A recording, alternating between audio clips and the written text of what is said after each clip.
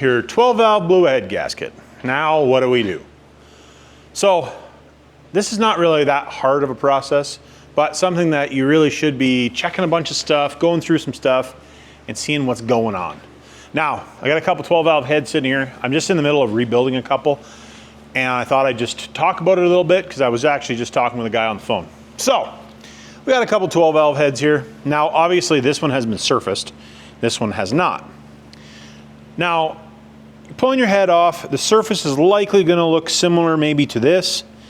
Being this is a fresh surface, we just washed, there's a little bit of staining on it from the jet. I just gotta wipe it down with WD-40. But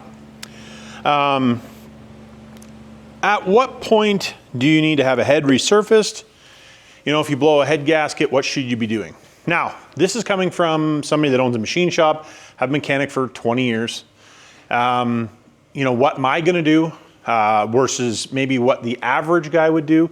I'll give you kind of a scenario of what I would recommend, and you can go from there. So let's look at it. Now, obviously these things are gonna be covered in oil when you get them tore off, potentially milkshake, which is oil and coolant mixed together.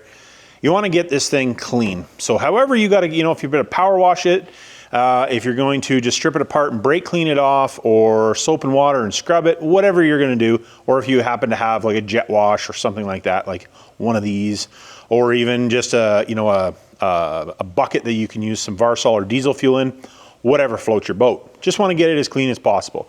Now, if you're doing that, I do recommend pull the valves out of it. Now, if you're gonna pull the valves out, you're gonna need a tool like this to pull the valves out. Either that or a valve spring compressor, but I'm assuming if you have a valve spring compressor, you probably already know what you're doing. I'll put a link in the description for one of these. If you should like to buy one, then you can look at that one and know what you're looking at. Now, at the step where we are now, you know, you're gonna wanna check to see if the head's flat. Now, checking the head to see if it's cracked is a little bit more difficult because without a way to magnaflux it, it's a little bit more difficult. Now, you can visually check it to see if there's cracks. Now, this head is off of a non-intercooled, so it has a 9mm injector hole, and you'll see the little blue marks there. There's actually a crack right there coming from the injector hole down across the seat, which renders this head scrap. Could you run this head and not have problems? Probably. Crack gonna get better? Absolutely not. So, my opinion, this head is scrap. You know, if you want to use it, by all means, do as you may. I wouldn't recommend it because, like I said, the crack's not going to get better. Now, let's just say this head is not cracked and you want to check it out a little bit farther, okay? Now, if you visually checked, you haven't seen anything, no, you can't see any cracks, any problems, then you're going to go to the next step. Now, if you have all the fancy tools, there again, probably not watching this video, but checking valve guide clearances and all that stuff, the easiest way is a rock method. Now, if you take this valve, this is just an intake valve that we've cleaned. If you take it in here and you rock this back and forth, see how much movement there is? I know it's gonna be hard to maybe see in the camera. But there's a pretty good amount. Usually the intake is not gonna be more as bad as the exhaust. But even that is, you know, I would say it's gonna be, you wouldn't be able to cut a valve job on that. Not very good valve job anyway. Some guys might, but not so much. Now, if you take this head that I just rebuilt, so it's got new guides and everything in it, you take the valve and you put it in there and you do that same rock. It's like a quarter of the amount of rock up and down. It's kind of, some guys will actually take a dial indicator and some heads actually give you that spec per se. But usually for the most part, like I don't know how to explain it exactly, but if it moves around a bunch, usually not good. Now, if you go through, you should do all of them like that. Lots of times you'll find the intake will be tighter. So if you get an intake one that doesn't have very much play and then you get an exhaust one that's like twice as much, that indicates that your guides wore out. Could you run the head that way? Sure, you can. So at that point, you're gonna have to decide, do I want to have the head rebuilt, or am I just gonna stuff it back on and hope for the best? If you're gonna stuff it back on and hope for the best, you might as well just do nothing and put it back on. Now, if you check all this and the guides feel okay and the valves aren't worn, let's actually look at that here quick.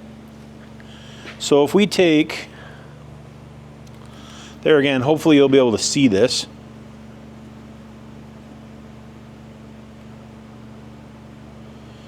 I'll try to take a picture with my phone. But you can actually see there's a dish in this valve. And if it's dished, that means that your seat is now beat as well. So you want this seat, like these two angles need to come together, but then at the same time you don't want the seat too narrow or too wide because it doesn't dissipate heat or seal properly anymore. So you can actually see on this one, I'll take a picture, is it's actually really choppy in there. Well, if it's choppy like that, tend not to seal so well, and you'll burn out valves and have, you know, leak and blah, blah, blah. So that's something you don't want. Now, if you see the valve like this, most of the time you can reuse the valves, especially these ones, but that is not always the case.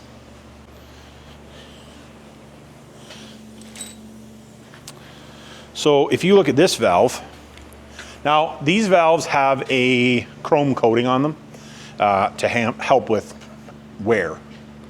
Now if you look at this valve, see where it's shiny, then it goes dull,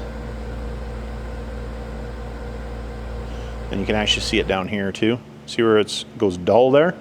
That's actually wore through the chrome. So this valve is garbage. So if you pull your valves out and they have that wear in them when you clean them up, your valves are no good. They're junk. Throw them away, have the head rebuilt, just be done with it. But if you get all through that part of the scenario, you're probably going to put valve springs in it. I recommend doing at least a 60-pound valve spring at a minimum. Take your stock ones, throw them away. It's all good. You know, you've done more than 99% of people would have done. Most people would have stuffed a head gasket in it, blown another head gasket, and would have been all bad. Anyways, you got to check to see if this thing is flat. Now, if you're going to use a ruler or a yardstick, that's not going to work for you guys. You need to have a good precision ground piece of material.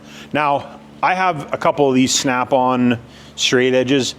You don't need a snap-on one. You can buy Starrett ones. There's a bunch of different companies that just have a precision ground flat bar that you can use that will work for this. There again, I will put a link in the description for you. Just so you have an idea of what you should be looking at for something like that. Maybe we'll put like an actual precision ground straight edge, like, you know, something for the engine shop would use, and then I'll also link something a little cheaper down there for you. Now, for one of you guys that have never used one of these, it's really not very hard. You're gonna want to not drop it, because if you put a ding in it, it's not near as good. So, easiest way to start with is what I always recommend is you go corner to corner, or kitty corner to kitty corner, whatever you want to call it. Because lots of times with a big long head like this, they'll be bananaed like this, okay? Now you're going to want to take feeler gauge. You can take a light too if you want, but for somebody that hasn't done a lot of it, it's just as easy. You should have a pair of feeler gauges. If you own a Cummins, you own a set of feeler gauges anyway, because you should have been doing your valve set. So let's just take a 5 thou. I honestly don't know how far this one is out here to start with. 5 thou. Now, it shouldn't fit here, and if it does, the head's bananaed the other way. But see how it doesn't fit? Oh. No fitty. And no fitty. Now, try it in the middle. Ah, goes right under. So that means that this head has at least a 5 thou warp in it. Now, is 5 thou really bad?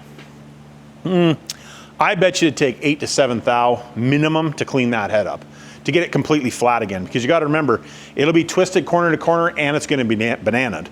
So, you know, 7 to 8 thou, maybe even 10 thou. Yeah, that's too much. And there's two reasons for that. And you have to look at tolerance stack. Now, maybe something I should do a video on one day. But anyways, not today. Tolerance stack is basically, so if this head, let's say, is 8 thou out and your block is 4 thou out or 5 thou out, the block will always be, won't be flat unless it was just surfaced. Just inherently the way it is, stuff moves around, it is what it is. So if you're allowed, let's say 5 thou, I don't remember what these are off the top of my head warp-wise. I think it should be basically 0, but machinist things. But if you're into the block has, let's say, a 4 or 5 thou warp in it, and this has a 10 thou warp in it, look at this, is you take your stud, which is now squeezing on the two of those to make them flat again. What are you using the tensile strength to do? Is the stud holding the head gasket or the head to the block, crushing the head gasket? Or are the studs using all of their power, maybe not all of their power, let's say a quarter of their power, to physically flatten the head to the block before it even touches the head gasket? Take that into consideration.